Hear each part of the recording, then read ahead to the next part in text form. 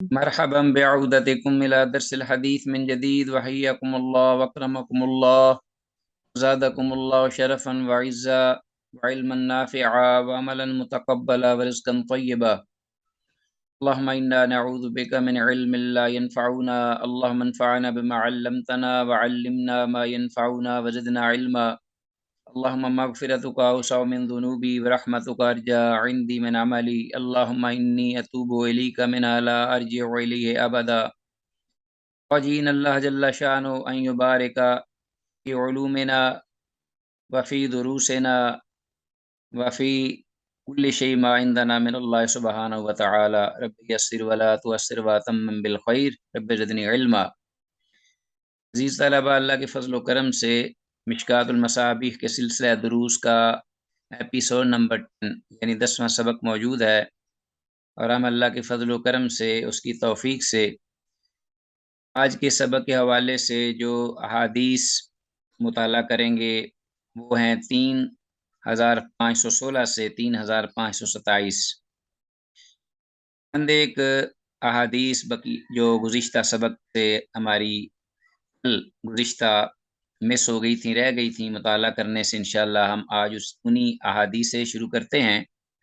تاکہ کوئی حدیث جو ہے وہ ہماری درمیان میں نہ رہے. تو بلا تمہید کے ہم آتے ہیں اصل خصوص کی جانب. جو ہماری گزشتہ کل کے حوالے سے حدیث تھیں، سبق سے پہلے سبق کی جو کہ سبق نمبر 9 تھا ہمارے پاس، وہ ہمارے پاس تھی حدیث نمبر 3512. یہاں 3511 ہم نے پڑھ لی تھی، تو اس کی طرف آتے ہیں. یہ حدیث جو میں آپ سے شیئر کر رہا ہوں، اور جیسا کہ آپ کو علم ہے کہ یہ حدیث ان خطاؤں یا ان قصور یا ان غلطیوں کے بارے میں ہے، رہنمائی کرتی ہیں کہ جن پر کوئی قدغن نہیں، شریعت سے کوئی دیت نہیں، کوئی سزا نہیں، اور اللہ کی رحمت سے معفو عنہ ہیں یا معفو عنہا. اور پھر اس کے ساتھ ہی ایسے قصور اور خطائیں جن پر دیت نہیں. تو یہ حدیث نمبر ہم نے پڑھی تھی، یہ رشتہ کل جو کہ لاسٹ اس پہ ہم نے سٹاپ کیا تھا 3511، اور آگے ہمارے پاس آج 3512. وعن عبداللہ بن عمر رضی اللہ عنہما قال سمعت رسول اللہ صلی اللہ علیہ وسلم یقول. عبداللہ بن عمر بن عاص رضی اللہ عنہما سے روایت ہے، وہ کہتے ہیں کہ میں نے سنا رسول اللہ صلی اللہ علیہ وسلم کو فرماتے ہوئے، من قتل دون مالہ فہو شہید. جو شخص بھی اپنے مال کی حفاظت کرتے ہوئے قتل کر دیا گیا تو وہ ایک اعتبار سے شہید ہے. تو شہادت کے بھی درجات ہیں، تو ان من جملہ شہادت کے درجات میں سے ایک درجہ یہ بھی ہے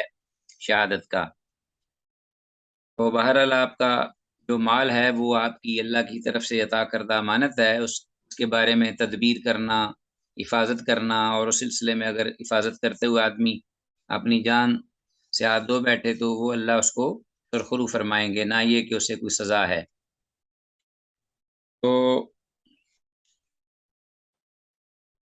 من قتل دون مالی فہو شہید، اس کو انڈر لائن کیجئے. اور 3513 آگے ابو ہریرہ رضی اللہ عنہ سے روایت ہے، قال جاء رجل، کہتے ہیں کہ ایک آدمی آیا اللہ کے رسول صلی اللہ علیہ وسلم کی خدمت میں، فقالا، تو کہنے لگا، یا رسول اللہ، اللہ کے رسول، ارائیتا، ذرا بتاتے دیجئے، ان جاء رجل یرید اخذ مالی، کہ اگر کوئی شخص آئے اور وہ میرا مال ہڑپ کرنا چاہے. قالا، تو آپ نے فرمایا، فلا تؤتہ مالک، تو اسے اپنا مال مت دیجئے. قالا، تو آدمی نے کہا، ارائیتا ان قاتلنی، یہ تو بتا دیے اللہ کے رسول کہ اگر وہ مجھ سے قتال کرنا شروع کر دے. قال قاتلو، تو آپ نے فرمایا اس سے قتال کرو، لڑو اس سے. قال ارائیت ان قتلنی، پھر وہ آدمی کہتا ہے، اللہ کے رسول ذرا یہ تو رہنمائی فرمائیے کہ اگر وہ مجھے قتل ہی کر دے اس جستجو میں. قال، آپ نے فرمایا، فانت شہید، تو شہید ہوگا. قال ارائیت ان قتلتو، پھر وہ آدمی کہنے لگا اللہ کے رسول ذرا یہ تو رہنمائی فرمائیے کہ اگر میں اس کو قتل کر دوں اپنے مال کی حفاظت میں، قال وفی النار، آپ نے فرمایا کہ وہ جہنم میں ہوگا۔ تو یہ امام مسلم کی روایت ہے، یہ ہم نے کل بھی پڑھی تھی، اور یہ 3513 حدیث ہے۔ اس بات پر واضح دلیل ہے کہ اپنے اہل و عیال، مال و اولاد اور اپنی جان کی ہر ممکن حفاظت اور اس کی تدبیر کرنی چاہیے، اور اسی طرح قاتل کو روکنا اور اسے اپنے سے ہلاک کرنا بھی مباح ہے۔ حدیث نیکسٹ ہے ہمارے پاس 3514، وان ہو ابو ہریرہ رضی اللہ عنہ سے ہی روایت ہے، انہ سامع رسول اللہ صلی اللہ علیہ وسلم کہ انہوں نے سنا اللہ کے رسول صلی اللہ علیہ وسلم کو یقول فرماتے ہوئے، اطلع فی بیتک احد، کہ اگر کوئی شخص تیرے گھر میں بلا اجازت کے جھانک لے، لو اطلع فی بیتک احد ولم تأذن لہ، اور تو اس کو اجازت نہ دے گھر میں داخل ہونے کی، تو فخذفتہ بحسات، تو فخسفتہ، تو نے اس کو پھر مارا اس کو ایک کنکر کے ساتھ، یعنی اگر وہ اجازت کے بغیر آ رہا ہے تو اس کو ایک کنکر مارتا ہے، ففقعت عینہ، اور اس کنکر مارنے سے یا پتھر مارنے سے اس کی آنکھ جو ہے وہ تو نے پھوڑ دی ہو، ما کان علیک من جناح، تو اس پر تجھ پر کوئی قدغن نہیں، کوئی گناہ نہیں، کوئی کفارہ وغیرہ یا دیت نہیں ہے۔ متفق علیہ، یہ حدیث بالکل صحیح ہے، انتہا درجے کی صحت میں، ابو ہریرہ رضی اللہ عنہ سے مروی ہے۔ تو اس حدیث میں ففقعت عینہ کا معنی ہے تو اس کی پھر وہ آنکھ پھوڑ دے، یعنی گھر کے دروازے بند ہوں اور وہ اس کی دراڑ سے جھانکے، تو تب ایسا معاملہ ہو کہ تو اس کو ناپسند جانتے ہوئے اس کی طرف پتھر مارے یا کوئی کنکر مارے، اس کی آنکھ میں لگے اور اس کو پھوڑ دے، تو تجھ پر کچھ بھی نہیں۔ حدیث سے معلوم ہوا کہ اجازت کے بغیر کسی کے گھر میں جھانکنا حرام ہے، اور گھر والے کو بھی اس کو روکنے کے لیے اینٹ پتھر مارنا جائز ہے۔ اگر اس جستجو میں آنکھ اس کی پھٹ جائے، پھوٹ جائے، تو امام شافعی رحمہ اللہ کے نزدیک اس کا خون بہا نہیں، کچھ بھی نہیں اس پر، مگر امام ابو حنیفہ رحمہ اللہ کے نزدیک خون بہا ہے۔ وہ کہتے ہیں کہ آنکھ کا خون بہا دینا ہوگا جو دیت مقرر ہے، اور اس بارے میں ان کے پاس کوئی دلیل نہیں، واللہ عالم۔ وہ کہتے ہیں کہ مار ڈالے مگر آنکھ وغیرہ پھوڑنے میں یہ دینا ہوگی۔ ان کے نزدیک یہ ہے کہ وہ پتھر مار کر اس کو اگر مار دیتا ہے تو مار دے، لیکن اگر آنکھ کو لگ گیا ہے اور کوئی کسی جسم کا حصہ جو ہے وہ ناقص ہو گیا تو اس پر دیت دینا ہوگی۔ اس کی کوئی دلیل ان کے پاس نہیں ہے، یا نہ ہی ہمارے علم میں آج تک آئی ہے، واللہ اعلم عالم بالصواب۔ صحیح یہی ہے جو کہ اس حدیث میں موجود ہے۔ آگے ہے 3515، وان سہل بن سعد، سہل بن سعد رضی اللہ عنہ سے روایت ہے، ان رجلا اطلع فی جوہر فی باب رسول اللہ صلی اللہ علیہ وسلم، ایک آدمی نے رسول اللہ صلی اللہ علیہ وسلم کے گھر کے دروازے میں جھانکا، ان رجلا اطلع فی جوہر فی باب رسول اللہ، اللہ کے رسول صلی اللہ علیہ وسلم کے گھر کے دروازے میں، وما رسول اللہ صلی اللہ علیہ وسلم مدرن یحک بہی، اور اللہ کے رسول صلی اللہ علیہ وسلم کے ہاتھ میں اس وقت یا آپ کے پاس اس وقت لکڑی یا لوہے کی کنگھی نما کوئی چیز تھی، یا حکو بہ راس، جس سے آپ اپنے سر کو کھجلاتے یا خارش وغیرہ کرتے تھے۔ فقال، تو آپ صلی اللہ علیہ وسلم نے فرمایا، لو اعلم انک تنظرنی، اگر مجھے یہ معلوم ہو جاتا کہ تو مجھے دیکھتا ہے یا دیکھ رہا ہے، یعنی باہر سے تم جھانک کر مجھے دیکھ رہے ہو اندر، تو لطعنت بہی فی عینیک، تو میں اپنے اس چیز جو میرے ہاتھ میں ہے اس کے ذریعے میں تیری دونوں آنکھوں کو کیا کیا کہ چبو دیتا یہ چیز، یعنی وہ جو کنگھی نما تھی لکڑی یا لوہے کی، میں اس سے تیری آنکھوں دونوں آنکھوں میں وہ چبو دیتا۔ انما جعل الاستئذان من اجل البصر، اس لیے کہ جو اجازت لینا ہے گھر میں داخل ہونے کی وہ مقرر اس لیے کی گئی ہے کہ آدمی دیکھنے سے بچے، دیکھنے کی وجہ سے تو اجازت لینا مقرر کیا گیا ہے، تو جب تو نے دیکھ لیا تو گویا کہ بغیر اجازت کے اندر آیا اور اس سزا کا مستحق ٹھہرا۔ یہ نبی مکرم صلی اللہ علیہ وسلم کا اپنا ذاتی واقعہ ہے اور صحیح حدیث ہے، متفق علیہ۔ انما جعل الاستئذان من اجل البصر، مدرن کو انڈرلائن کیجیے، اس کا مطلب ہے لوہے یا لکڑی کی کوئی کنگھی نما چیز، اور انما جعل الاستئذان من اجل البصر مطلب ہے کہ گھر میں داخل ہونے کے لیے اجازت لینے کا جو حکم ہے وہ صرف اس شخص کے لیے ہے جس کی نظر نامحرم پر نہ پڑے، اور اگر جان کر دیکھ لیا تو پھر اجازت لینے کا کیا فائدہ۔ اب اس کے بعد عزیز طلبہ آج کا ہمارا یہ سبق جو ہے نیا وہ شروع ہوگا، اس کا ٹائٹل میں آپ کے سامنے یہ شو کرتا ہوں، 3516 سے 3527۔ اب اس کے بعد آپ میرے ساتھ رہیے گا، شاید لائٹ چلی جائے، کوشش کریں گے انشاءاللہ کہ ہمارا لیسن جاری رہے۔ تو آتے ہیں نیکسٹ حدیث جو ہمارے پاس،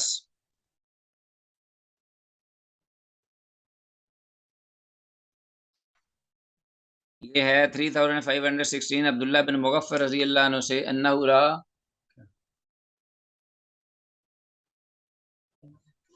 عبداللہ بن مغفر رضی اللہ عنہ سے روایت ہے انہ را رجلن کہ انہوں نے ایک آدمی کو دیکھا یخزفو، وہ کنکریاں پھینک رہا تھا، یخزفو، قذف یخزفو کنکر پھینکنا، پتھر کا کوئی سنگریزہ، فقال تو فرمایا لا تخزف، مت کنکر پھینک، ان رسول اللہ صلی اللہ علیہ وسلم نہا عن الخزف، اس لیے کنکریاں مت پھینکو، اس لیے کہ رسول اللہ صلی اللہ علیہ وسلم نے اس طرح کی کنکریاں پھینکنے سے منع فرمایا ہے، نہا عن الخزف، وقال اور یہ فرمایا تھا آپ نے انہ لا یصاد بصید، اس طرح کی حرکت کرنا اس سے نہ تو کوئی شکار جو ہے وہ شکار کیا جا سکتا ہے، انہ لا یصاد بصید ولا ينکو بعدو، اور نہ ہی کسی دشمن کو زخمی کیا جا سکتا ہے، ولا ينکو بعدو، نہ کسی دشمن کو زخمی کر کے نقصان پہنچایا جا سکتا ہے، ولکنھا قد تکسر سنا، اور لیکن اس کا نقصان یہ ضرور ہوگا کبھی کبھار یا تو یہ دانت کو توڑ دیتا ہے، وتفقع العین، اور آنکھ کو پھوڑ دیتا ہے، دانت توڑ سکتا ہے، آنکھ پھوڑ سکتا ہے، متفق علیہ۔ تو اس طرح کا پتھر ایک طرف مارنا اٹھا کے تو اس کا نقصان تو ہو سکتا ہے، فائدہ کوئی نہیں۔ تو آپ صلی اللہ علیہ وسلم نے غایت درجے کی انسانی زندگی ہے معاشرے میں، اس میں احتیاط سے زندگی گزارنے کی تلقین فرمائی۔ بس اوقات انسان کسی اور بات میں متوجہ ہوتا ہے اور اس طرح کی کنکریاں اٹھا کر پھینک رہا ہوتا ہے اور اس کو پتہ نہیں چلتا، جس سے کسی دوسرے کا نقصان ہو جاتا ہے، تو اسے بچنا چاہیے۔ حدیث کے الفاظ ولا ينکع بعدو کا مطلب ہے اور نہ اسے دشمن کو زخمی کیا جا سکتا ہے، تو بے فائدہ کاموں سے رک جانا بہتر ہے، اس سے نقصان تو ہو سکتا ہے، کسی قسم کا فائدہ نہیں، تو ولا ينکع بعدو کو انڈر لائن کیجئے۔ آگے ہمارے پاس حدیث نمبر 3517، ابو موسیٰ اشعری رضی اللہ عنہ سے قال رسول اللہ صلی اللہ علیہ وسلم، کہتے ہیں کہ اللہ کے رسول صلی اللہ علیہ وسلم نے ارشاد فرمایا اذا مر احدکم فی مسجدنا وفی سوقنا، کہ جب تم میں سے کوئی ایک ہماری اس مسجد یعنی مسجد نبوی میں سے گزرے، یا ہمارے سوق یعنی مدینہ کے کسی بازار میں سے اس کا گزر ہو یا گزرے، ومعہ نبل، تو اس کے پاس کوئی تیر نما لوہے کا پھل نما جو ہے بالا نما کوئی چیز ہو، فلیمسک علی نصالھا، تو اسے چاہیے کہ وہ اس کا جو پھل ہے اس کو روکے رکھے، یعنی اس کو ڈھکے یا چھپائے رکھے یا اس کو محفوظ رکھے، ٹھیک ہے جی، ہاتھ رکھے اس کو چھپائے رکھے،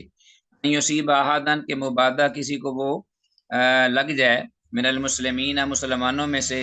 منہا بشیئن، یعنی اس پھلدار لوہے کی جو چیز ہے داری دار، اس سے کوئی چیز مسلمانوں میں سے کوئی کسی کو لگ جائے یا پھر جائے، تو اس کو چاہیے کہ وہ اگر ہے اس کے پاس وہ گزرتے ہوئے اس پر اس کو چھپائے رکھے یا اس کو محفوظ رکھے یا اس کو لپیٹے رکھے، متفق علیہ۔ تو 3517 یہ ہم نے حدیث پڑھی ہے۔ تو حدیث میں لفظ نبل کا مطلب ہے تیر یا لوہے کی کوئی داری دار چیز، فائدہ اس میں یہ ہے مسجد اور بازار کو اس لیے خاص کیا ذکر میں کہ وہاں اکثر ہجوم ہوتا ہے، वगरना कोई भी पब्लिक पार्क हो या कोई रास्ता या सड़क या गुजरगाह या आम लोगों के गुजरने की जहाँ लोग आ जा रहे हों, तो आदमी को चाहिए कि वो अपने हथियार वगैरह पोशीदा रखे। आगे हदीस हमारे पास 3518। अबू हुरैरा रज़ी अल्लाह अन्हु से रिवायत काला काला रसूलुल्लाह सल्लल्लाहु अलैहि वसल्लम, कहते हैं कि अल्लाह के रसूल सल्लल्लाहु अलैहि वसल्लम ने इरशाद फरमाया, ला युशीरु अहदुकुम अला अखीहि बिस्सिलाह,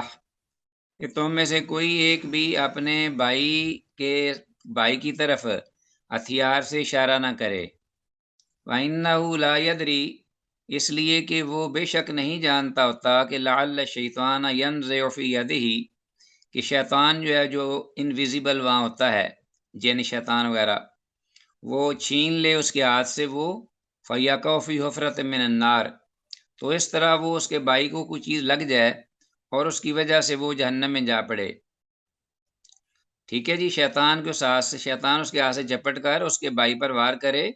तो इसी तरह ये जहन्नम में जा गिरे। तो मतलब तो ये कि बज़ाहिर शैतान तो नज़र नहीं आ रहा, लेकिन वो जो कसूर होगा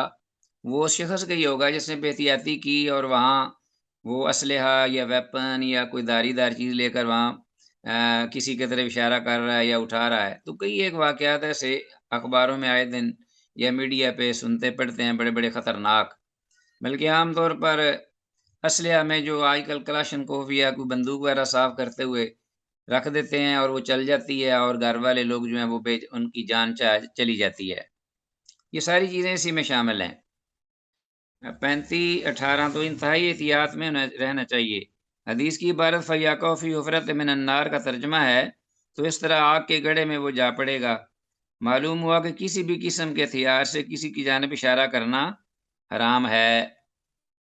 आगे हमारे पास हदीस है 3519, जो कि अबू हुरैरा रज़ी अल्लाह अन्हु से ही मरवी है। काला काला रसूलुल्लाह सल्लल्लाहु अलैहि वसल्लम, वो कहते हैं कि अल्लाह के रसूल सल्लल्लाहु अलैहि वसल्लम ने इरशाद फरमाया, मन अशारा इला अखीहि बिहदीदतिन, जिस शख्स ने भी इशारा किया अपने भाई की जानब किसी भी लोहे के हथियार वगैरह के साथ, फ़इन्नल मलाइकत तलअनुहु, तो फरिश्ते जो हैं यकीनन उस पर लानत भेजते हैं। हत्ता यज़अहा, यहाँ तक कि वो हथियार रख दे। वइन काना अखाहु लिअबीहि व उम्मिही, ख्वाह उसका बाप और माँ जाया भाई क्यों ना हो, यानी सगा भाई क्यों ना हो। तो अगर सगे भाई के बारे में ये बात है, तो जो दूसरे हैं आबान अंसार या दोस्त अहबाब या दीगर मुसलमान बहन भाई, उनकी मौजूदगी में ऐसा काम करना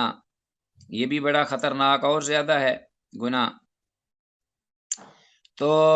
ये शादी ब्याहों पे भी और इस तरह की तकरीबात पे भी ये जो फायरिंग और इस किस्म के मुजाहरे होते हैं, ये सब शैतानी अमल है और इसके ज़रिए बस औक़ात बड़े बड़े भयानक जो हैं नताइज वो सामने आते हैं, वलियाज़ु बिल्लाह। हमें चाहिए कि हम वक़्त अहले इस्लाम साहिब ईमान जो हैं वो अल्लाह उसके रसूल की हिदायत पर अमल करें। तो फ़ायदा इसका ये है, यानी सगे भाई के साथ हर चंद के ज़ाहिर में कत्ल का एहतमाल नहीं, सगा बहन भाई हो तो। इसके बावजूद फिर भी उसकी जानिब हथियार से इशारा करना हलाल नहीं। सिर्फ़ हथियार के साथ इशारा करने से फ़रिश्ते इस पर लानत करते हैं। तो ज़रा ये सोचिए कि वो शख़्स जो किसी का नाहक खून करता है, वो कितना बड़ा अज़ाब का मुस्तहिक़ होगा, वलियाज़ु बिल्लाह। सिर्फ़ इशारा करने से फ़रिश्तों की लानत, हथियार के साथ। अल्लाह, और भाई का नाम इसलिए लिया कि भाई को अमूमन कत्ल करना मकसूद नहीं होता। अब आते हैं आगे हमारी दूसरी हदीस है नेक्स्ट, इसके बाद है 3520। अब्दुल्लाह इब्न उमर रज़ी अल्लाह अन्हुमा और अबू हुरैरा रज़ी अल्लाह अन्हु अनहुम अजमाइन अक़ताइन, दोनों जलीलुल क़द्र सहाबी, ये रिवायत करते हैं नबी सल्लल्लाहु अलैहि वसल्लम, अल्लाह के नबी सल्लल्लाहु अलैहि वसल्लम से अपना मरफ़ू काला कि आप सल्लल्लाहु अलैहि वसल्लम ने इरशाद फरमाया, मन हमला अलैना सिलाह फलैसा मिन्ना, जिसने हम पर हथियार उठाया वो हम में से नहीं। रवाहुल बुखारी, इमाम बुखारी ने उसको रिवायत किया। वज़ादा मुस्लिम, और इमाम मुस्लिम ने ज़्यादा किए ये अल्फाज, वमन गश्शना फलैसा मिन्ना, कि जिसने हमें धोखा दिया वो हम में से नहीं, या जिसने हमें हमारे मामले में मिलावट की, या दोनों माने आते हैं, मिलावट में भी धोखे में भी, और धोखा भी मिलावट से ही होता है। मामलात में मिलावट, गले में मिलावट, किसी चीज़ बेची जाने वाली में मिलावट, या किसी मामले में धोखा, ये सब इसी में शामिल है। تو وہ ہم میں سے نہیں ہے۔ تو 3520 یہ حدیث ہے، بڑی معروف حدیث ہے، آپ نے پڑھی ہوگی۔ حدیث کے الفاظ من غشنا فلیس منا کا مطلب ہے جس نے ہمیں دھوکہ دیا وہ ہم میں سے نہیں۔ تو فائدہ اس میں یہ ہے جو مسلمانوں سے لڑے وہ کامل مسلمان نہیں، یعنی من حمل علینا السلاح فلیس منا، کامل مسلمان یا مراد ہے، یہ نہیں کہ مسلمان ہی نہیں رہتا، مسلمان تو رہتا ہی ہے لیکن اسلام کا بہت سارا حصہ اس سے ختم ہو جاتا ہے ناقص اسلام۔ ایک مرتبہ نبی مکرم صلی اللہ علیہ وسلم نے بازار میں گندم کے ڈھیر میں اپنا ہاتھ ڈالا تو اسے اندر سے گیلا پایا، تو آپ صلی اللہ علیہ وسلم نے اس کے مالک سے اس کا سبب پوچھا، تو اس مالک نے کہا یہ بارش کے پانی سے بھیگ گیا۔ تو تب آپ صلی اللہ علیہ وسلم نے فرمایا اگر بھیگ گیا تھا تو تم نے بھیگی ہوئی چیز اوپر کیوں نہیں رکھی، تاکہ سب لوگ دیکھتے اور جان لیتے کہ حقیقت میں غلہ گیلا ہے۔ تو پھر آپ نے یہ حدیث فرمائی من غشنا فلیس منا۔ چلیں جی آگے ہمارے پاس حدیث ہے 3521، ون سلمہ بن الاکوع، حضرت سلمہ بن اکوع رضی اللہ عنہ سے روایت ہے قال قال رسول اللہ صلی اللہ علیہ وسلم، وہ کہتے ہیں کہ رسول اللہ صلی اللہ علیہ وسلم نے ارشاد فرمایا من صلی علینا الصیف فلیس منا، رواہ مسلم، من صلی جس نے لہرائی اٹھائی سونتی، علینا ہم پر السیف تلوار فلیس منا تو وہ ہم میں سے نہیں، یعنی وہ ہمارے طریقے پر نہیں۔ یہ تو مطلب نہیں ہے کہ وہ اسلام سے نکل گیا ہے، لیکن اس میں جو الفاظ ہیں خاصے وعید کے ہیں، ڈانٹ اور ڈپٹ کے، خاصے خطرناک، کہ اللہ کے رسول صلی اللہ علیہ وسلم کی صریحاً مخالفت ہے یہ، اور اللہ کے رسول صلی اللہ علیہ وسلم کی مخالفت بہت بڑا جرم ہے، اللہ کی بارگاہ میں اللہ غضبناک ہو جاتے ہیں۔ تو یہ چیزیں انہیں ہم بالکل نہیں دیتے اہمیت، نہ اپنے روزمرہ زندگی میں، بڑے آرام سے ویپن اٹھائے پھرتے ہوتے ہیں اور لوگوں کو ڈراتے اور خوف دلاتے، بلکہ فائرنگ بھی کرتے ہیں۔ باقی جہاں ضرورت ہو مسئلے تو وہاں کرنے میں کوئی حرج نہیں۔ تو 3521 حدیث کے الفاظ من صلی علیہ الصیفہ، اس کو انڈر لائن کیجئے کہ جس نے ہم پر تلوار سونتی۔ حدیث طلبہ جو میں الفاظ کہتا ہوں نا انڈر لائن کیجئے، ان کو کر لیا کریں، کیونکہ یہ وہ ہوتے ہیں کہ جن کو عموماً آپ سے پوچھا جا سکتا ہے آپ کے امتحان میں بھی، اور اسی طرح جو آپ کا جو ٹیسٹ ہوتا ہے نا کوئز کا، اس میں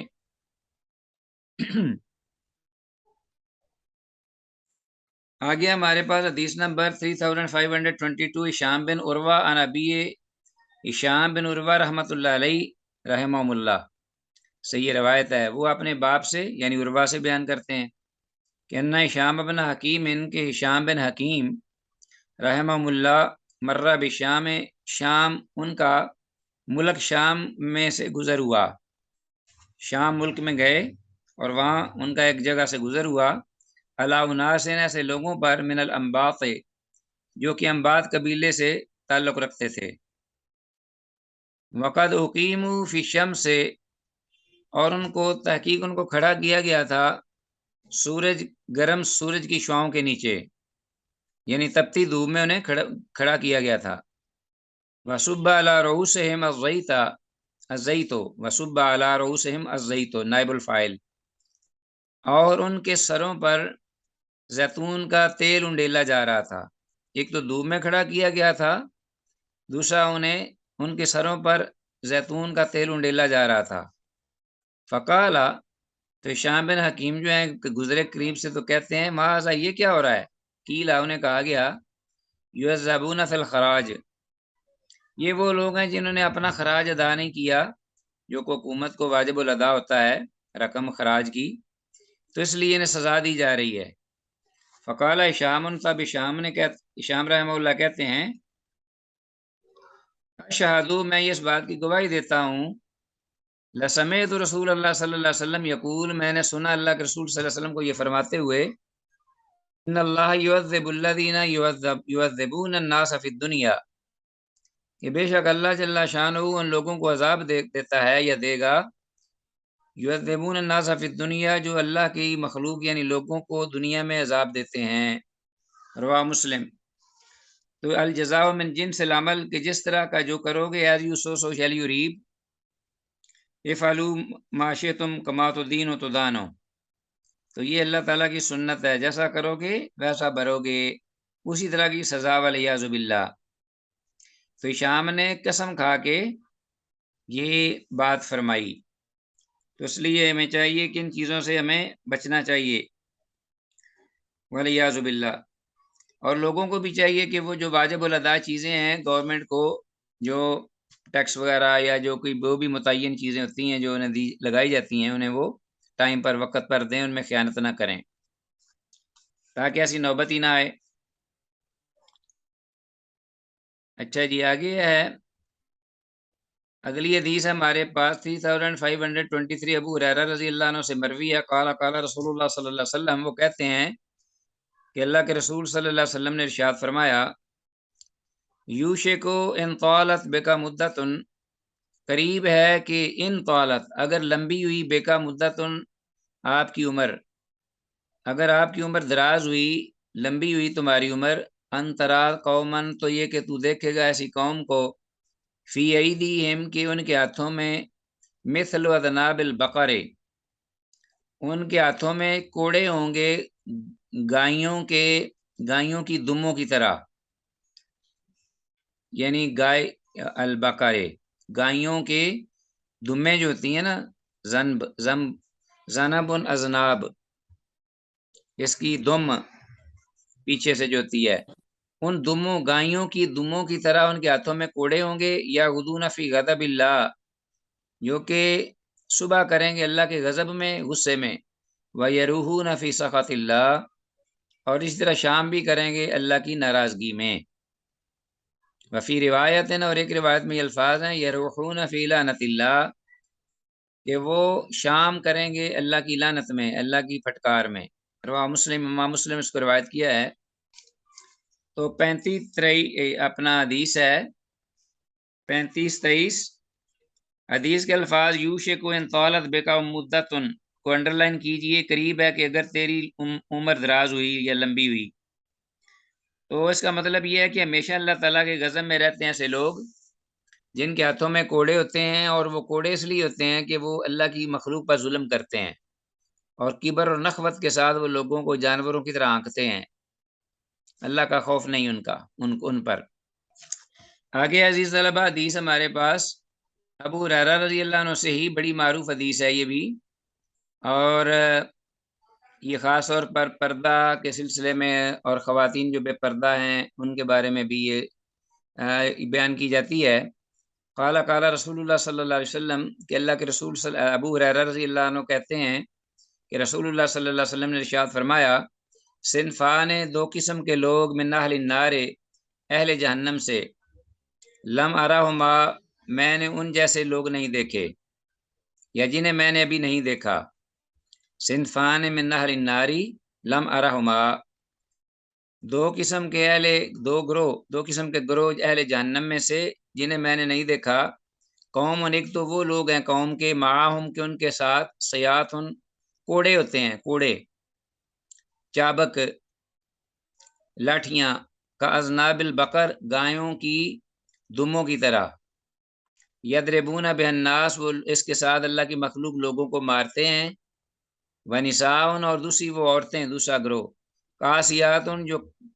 کپڑے پہننے والی بظاہر، کاسیات، عاریات، لیکن حقیقت میں ننگی، برہنہ جسم، ممیلات، اور جو مائل کرنے والیاں، لوگوں کو اپنی طرف متوجہ کرنے والیاں، مائلات، مٹک مٹک کر چلنے والیاں، رؤوسہن، کہ ان کے سر جو ہیں وہ کاسمنۃ البخت المائلتی، بختی اونٹوں کے کوہانوں کی طرح اٹھے ہوئے ہوں گے، رؤوسہن، ان کے سر، ان عورتوں کے جو بے پردہ ہوں گی، کاسمنۃ البخت المائلہ، بختی اونٹوں کی کوہانوں، سنام جو ہوتا ہے اس کی جمع سنما، کوہان اونٹ کی جو اوبری ہوتی ہے نا اس کے کمر پر جس پہ قلادہ رکھتے ہیں، المائلہ، یعنی اٹھی ہوئی، حرکت کرنے والی، کوہانوں کی طرح اٹھے ہوئے ان کے سر، گویا کہ ان کی جو سروں پر اوپر جو چوٹیاں ہیں وہ بنا کر نا وہ جوڑے بنا لیتی ہیں، جیسا کہ آج کل عام طور پہ یہ نیا فیشن نکلا ہے، آپ دیکھ سکتے ہیں۔ تو بیرونی ملکوں میں تو بہت زیادہ ہے، خاص طور پہ مصر میں تو یہ ایک ایسی بے حیائی اور حیا باختگی کا یہ انداز ہوتا ہے، الا ماشاء اللہ۔ تو یہ عورتیں جو ہیں اس طرح کا وہ جوڑا بنا لیتی ہیں اپنے سروں پہ، جیسا کہ بختی اونٹوں کی کوانیں اوپر اٹھی ہوئی ہوتی ہیں، حرکت کر رہی ہوتی ہیں۔ لا يدخلن الجنت، نہیں وہ جنت میں داخل ہوں گے یہ سارے دونوں قسم کے گروہ، ولا یجدن ریحھا، اور نہ وہ اس جنت کی بو پا سکیں گے، والعیاذ باللہ خوشبو نہیں پا سکیں گے۔ وَإِنَّ رِیحَھَا لَتُوجَدُ مِن مَسِیرَۃِ کذا وکذا، اور بے شک اس جنت کی جو خوشبو ہے وہ پائی جاتی ہے فلاں دور دراز تک جو مسافت ہے اس سے، مسیرت کذا وکذا، اس طرح اور اس طرح کی مسافت سے، یعنی مراد ہے بہت دور سے جنت کی خوشبو، جیسا کہ بعض دیگر روایات میں 40 سال کی مسافت، 70 سال کی مسافت سے بھی ذکر آتا ہے۔ رواہ مسلم، امام مسلم نے اس کو روایت کیا ہے۔ تو بہرحال حدیث بالکل کلیئر ہے اپنے مفہوم میں، اور جو صورتحال ہمارے آج کل معاشرے کی ہے وہ آپ کے سامنے ہے بالکل۔ حدیث میں الفاظ صنفان کا مطلب ہے 2 قسم کے گروہ، اور حدیث میں الفاظ کا اسمنۃ البخت کا مطلب ہے بختی اونٹوں کی کوہانوں کی مانند، آج کل مصر کی عورتوں کا معمول ہے، والعیاذ باللہ۔ آگے ہمارے پاس 3525، وعن ہو ابو ہریرہ رضی اللہ عنہ سے روایت ہے، قال قال رسول اللہ صلی اللہ علیہ وسلم، اللہ کے رسول صلی اللہ علیہ وسلم نے ارشاد فرمایا، اذا قاتل احدکم، جب تم میں سے کوئی ایک کسی کو قتل کرنے لگے، کسی کو مارے، تو فلیجتنب الوجہ، تو اسے چاہیے کہ وہ چہرے کو بچائے، کسی کو مارے تو وہ چہرے کو، یہ سے مراد عام لڑائی ہے، قتل کرنا نہیں ہے، جب کسی کو مارنا ہو، کسی نے کسی کو سزا دینی ہو جس میں مصلحت ہو یا جس میں کوئی تعدیبی کاروائی۔ فإن اللہ خلق آدم علی صورتہ، اس لیے کہ بے شک اللہ نے پیدا کیا آدم علیہ السلام کو اپنی صورت پر، یعنی اللہ جل شانہ جو خالق حقیقی ہے، خلاق، اس نے اپنے مخلوق آدم علیہ السلام کو اپنی صورت پر پیدا کیا ہے۔ اس کا کیا مطلب ہے؟ واللہ اعلم بالصواب، کیونکہ اللہ تعالیٰ کی صفات سے متعلقہ یہ حدیث ہے، اس لیے اس کی تعویل یا اس کی جو ہے انٹرپریٹیشن وہ ہم نہیں کر سکتے، اس کو اسی معنی میں رکھیں گے کہ اللہ تعالیٰ نے آدم علیہ السلام کو اپنی صورت پہ پیدا کیا ہے۔ بعض لوگ امام شوکانی رحمہ اللہ وغیرہ نے اس صورت کی جو ضمیر ہے وہ آدم کی طرف لوٹائی ہے، کہ اللہ تعالیٰ نے آدم علیہ السلام کو آدم ہی کی شکل پر پیدا کیا ہے، صورت پر پیدا کیا ہے، اپنی شکل پر نہیں، لیکن یہ تکلف ہے۔ ہم اس صورت کی جو ضمیر ہے اس کو اللہ کی طرف ہی لوٹائیں گے، اللہ جل شانہ کی طرف، اور ساتھ یہ کہہ دیں گے کہ حقیقت اللہ ہی جانتا ہے کہ کس طرح اللہ نے کس صورت میں کس شکل میں پیدا کیا ہے، یہ اللہ کی صفات میں سے، اور اللہ تعالیٰ کی ان یہ صفات میں سے ہے جن کو اللہ نے اپنی مخلوق سے مخفی رکھا ہے، واللہ عالم۔ اور یہی طریقہ سلف صالحین کا ہے، اور اس میں کوئی حرج نہیں۔ اچھا جی عزیز طلب، آپ 2 حدیثیں ہیں یہ پڑھ لیجئے گا، اس کے بعد ہم نماز پڑھیں گے انشاءاللہ، تاکہ ہمارا سبق رہ نہ جائے، میرے ساتھ رہیے گا۔ اب اسی باب کی دوسری فصل ہے، الفصل الثانی۔ ابو ذر غفاری رضی اللہ عنہ سے روایت ہے، وعن ابی ذر رضی اللہ عنہ قال قال رسول اللہ صلی اللہ علیہ وسلم، کہ اللہ کے رسول صلی اللہ علیہ وسلم نے فرمایا، من کشف سترن، جس نے پردہ اٹھایا، کاشفہ کھولنا، سترن پوشیدہ چیز، فادخل بصرہ فی البیت، تو اس نے اپنی نگاہ کو داخل کیا گھر کے اندرونی جانب، یعنی پردہ لٹکا ہوا ہے دروازے پر، تو کسی شخص یا دروازہ بند ہے تو کسی شخص نے وہ دروازہ کھولا یا پردہ ہٹایا اور اپنی نگاہ اس گھر میں ڈالی، قبل ان یؤذن لہ، اس سے پہلے کہ اس کو اجازت دی جائے، گھر والوں کی طرف سے اجازت بھی نہیں، فرآ عورت اہلہ، تو اس نے دیکھا اندرون خانہ کسی کی شرمگاہ کو، تو اس نے کوئی پردے کی چیز کو دیکھ لیا، فرآ عورت اہلہ، تو اس نے اٹھا کر پردہ بغیر اجازت کے، اور اس نے اندرون خانہ کسی کی پردے والی چیز کو دیکھ لیا، فرآ عورت اہلہ، فقط عطا حدن، تو گویا کہ اس پر حد لازم ہوئی، فقط عطا تو وہ گویا کہ ایسے جرم کا ارتکاب کیا اس نے حدن جو حد کو واجب کر دیتا ہے. لا یحل لہ ان یاتیہ، اس کے لیے یہ جائز ہی نہیں تھا کہ وہ ایسا عمل کرتا یا ایسا کام کرتا یا ارتکاب کرتا ایسے عمل کا. ولو انہ حین ادخل بصرہ جی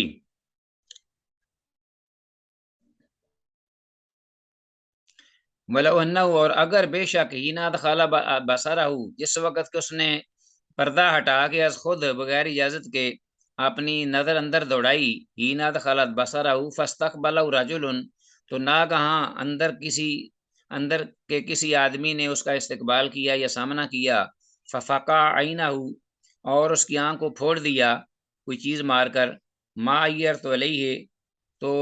میں اس پر کوئی سرزنش نہیں کروں گا. ما عیرت علیہ، میں اسے کوئی سزا نہیں دوں گا، میں اسے پکڑوں گا نہیں، اسے پوچھوں گا نہیں. ما عیرت علیہ. وَإِن مَرَّ الرَّجُلُ عَلَىٰ بَابٍ، اور اگر کوئی شخص گزرتا ہے ایسے دروازے گھر کے دروازے پر کہ لا ستر لہو، کہ جس پر کوئی پہلے سے پردہ نہیں ہوتا، غیر مغلق، اور وہ بند بھی نہیں ہوتا، فنظر، تو اس نے دیکھ لیا اس گھر کی طرف جانب، فلا خطیۃ علیہ، تو پھر اس صورت میں اس پر کوئی غلطی نہیں، کوئی اس پر قدغن نہیں، کوئی گناہ نہیں، ظاہر ہے وہ بے قصور ہے اس میں. انما الخطیۃ علی اہل البیت، اس بارے میں جو غلطی ہوگی وہ گھر والوں پر ہوگی. رواه ترمذی، امام ترمذی نے روایت کیا، وقال ھذا حدیث غریب، اور کہا ہے کہ یہ حدیث غریب ہے. تو یہ حدیث جو ہے جو ہم نے ابھی پڑھی ہے، حدیث کے الفاظ ما عیرت علیہ کا مطلب اس کو انڈر لائن کیجئے، تو میں نے اس پر کوئی سرزنش نہیں کی یا نہیں کروں گا. اللہ کے رسول فرماتے ہیں. حدیث کی اسناد جو ہے اس میں ضعف ہے، اس لیے کہ ابن لہیہ بڑا یہ مدلس بھی ہے، انن بھی ہے، ضعیف راوی ہے ابن. تو عزیز طلبہ، میں بتا رہا تھا یہ حدیث 3526 اس کی اسنادی حیثیت ابن لہیہ اس کی سند میں ہے،